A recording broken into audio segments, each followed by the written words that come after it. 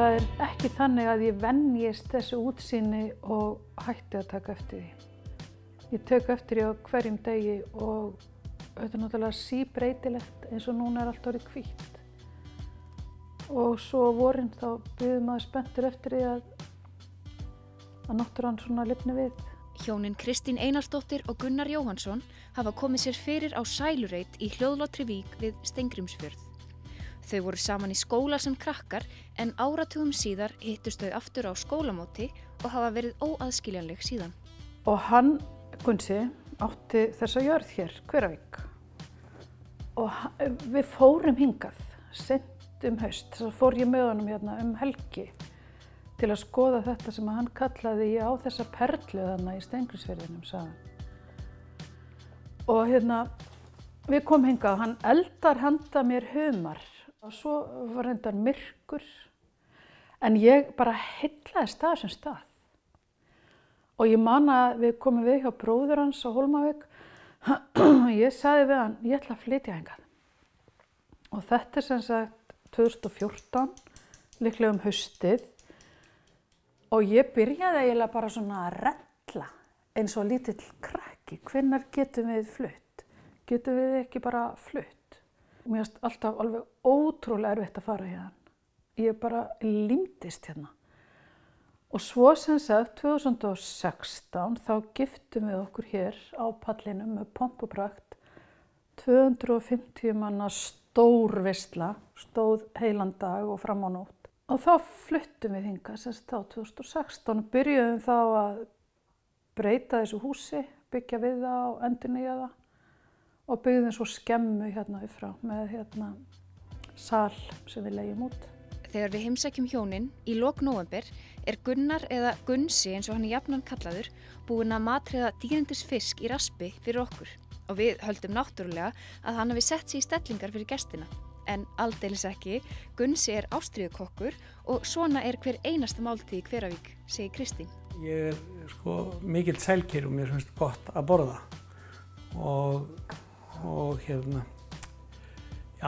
gæti kallast ástríðukokkur, svona ef maður geti gefið slíkt orð á sig. Hvernig skapast réttirnir þínir?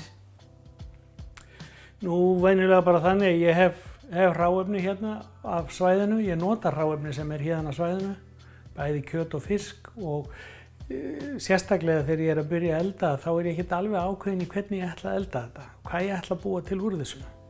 Og það flýtur bara áfram með eldamennskunni og ég vil helst ekki láta mikið trufla mig, helst ekki vera að tala mikið við mig því ég að hugsa hvað ger ég næst, hvaða bragð gæti komið þarna inn og svona.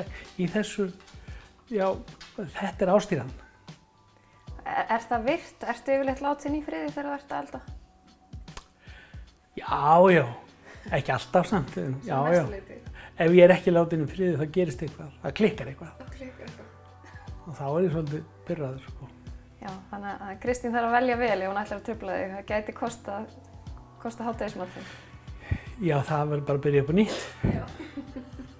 Jú, ég fæddur og uppalinn á Hólmavík. Ég bjó þar fyrstu 45 árin á Hólmavík og ætlaði aldrei að fara þaðan. En svona breytist nú bara lífið og ég flutti til Reykjavíkur og bjó þar í tæp 20 ár. Og við keyptum þessa jörð hérna, ég og vinur minn.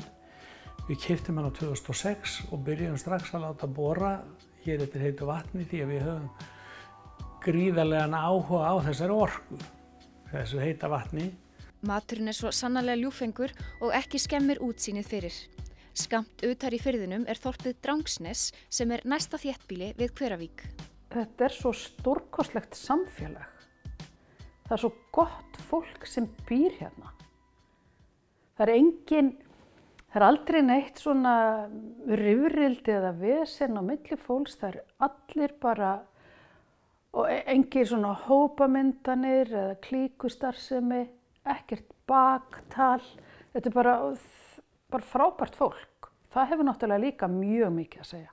Það tók Kristínu ekki langan tíma að kynnast fólkinu á nýjum stað. Haustið 2016 þá byrjaði ég að gera stutt innslag fyrir mannlega þáttinn á Rás 1. Og ég vissi nú ekkert hvað ég var að fara út í, en auðvitað Gunnar, maðurinn minn, hann þekkti náttúrulega mjög vel til hér og í gegnum hann var mér náttúrulega bara betur tekið, hann svona opnaði fyrir mér hliðin. Og ég sem sagt fyrir að gera þessi vikulegu innslög og það hefur bara haldið áfram og mér skortir aldrei efni. Það er alltaf eitthvað að gerast, það er nýjar og nýjar hugmyndir og fólk er ótrúlega viljugt að koma í viðtöl. Ég held þetta sé alveg 200 viðtöl og flest hér á þessu svæði. Ég hef aðeins farið yfir í Ísafjarðardjúp en yfirleitt er þetta bara héðan af ströndunum sko. Hér er nóg af efni við því. Já, það er það. Algjörlega. Og það er náttúrulega líka það, bara ef maður man eftir því að það eiga allir merkilega sögu. Það er alveg sama við hvern þú talar, það hafa allir frá einhverju að segja. Náttúran, maturinn, útsýnið og kyrrðin er slík að mann langar í rauninni ekkert að fara aftur. Ég er alin upp í sveit, flutti í bæinn kannski 18 ára og ég ætlaði aldrei að búa í sveit. Þetta var ömurlegt. Pabbi minn var mikill fjárbóndi og þekkti allar sínar kindur með nafni. Ég þekkti ekki mínar og gat ekki munað markið mitt. Þannig að ég var ekki góð í því. Og ég ætlaði alltaf að vera í bænum. Mér fannst það bara frábært. Bara kaffihús og leikhús og bíó og allt það. Og í mjög skemmtilegu starfi ég var að kenna þjóðfræði í háskólanum. Elskaði það.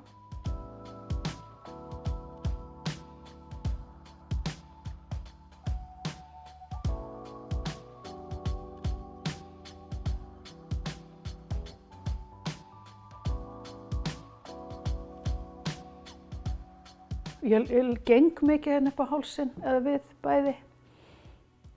Ég er sem sagt nýbúin að fá hann til þess að koma með mér í gönguferðir.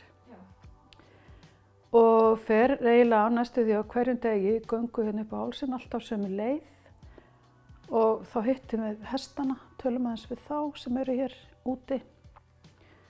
Og svo eru snjótittlingarnir, fuglarnir mínir hérna sem ég moka í maís.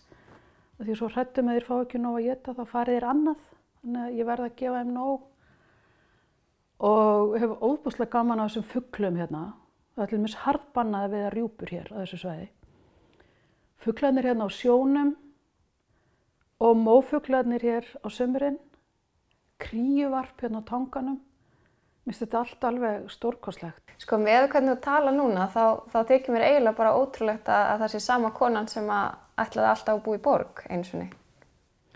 Já. Það er nú sagt að maður vaði aldrei tvisvar yfir sömu ána. Það er alltaf nýtt vatn í ánni. Og auðvitað breytist maður og þroskast með aldrinum.